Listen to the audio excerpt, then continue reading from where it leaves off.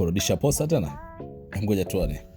Samahani sana kaka, naomba kuuliza, kama umetolewa mahali tu bila ndoa ya kanisani akakuacha baada ya muda mfupi ukiwa mjamzito, unavunjaje hiyo ndoa?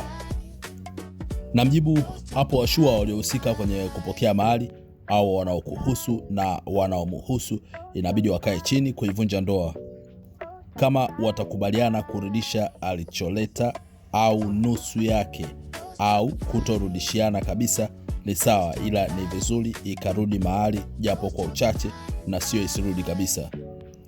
Pia itajadiliwa namna ya matunzo ya mtoto, ila natamani pawe na namna ya kuyajenga ikihusianisha na mwenye kosa kukiri ili maisha yaendelee mwanangu.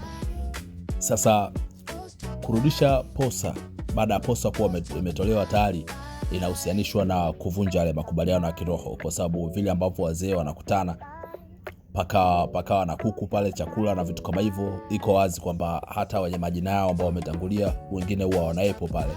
Kwa hiyo wanapokutana tena wakakaa pamoja na ile dhamira ya kurudisha posa, aidha wakarudisha nusu au nzima, wanaonesha kwamba wamevunja yale makubaliano walokaa. Kwa kuwa makubaliano walifanya kwa vikao, basi kuvunjwa pia inabidi kuvunjwa kwa vikao, kama ambavyo tunaona kwenye vikao rasmi vinavyoendelea, watu wanajadiliwa kwa vikao na wanafukuzwa kazi kwa vikao na vitu kama hivyo. Kwa hiyo kitu inaenda hadi kwenye kiroho. Pengine madhara yake yanaweza sionekane moja kwa moja, yale ya kuvunja mahusiano bila kufuata utaratibu, mfano wa vikao kama walivyopokea posa, wengine wanaacha tu mali zinabaki huko. Madhara yake yanaweza sionekane live, lakini madhara yapo na kuhakikishia. Wakali wachache wanaweza kaeleza hapo kwenye comment. Unajua ngoja tuendelee na sehemu inayofuata.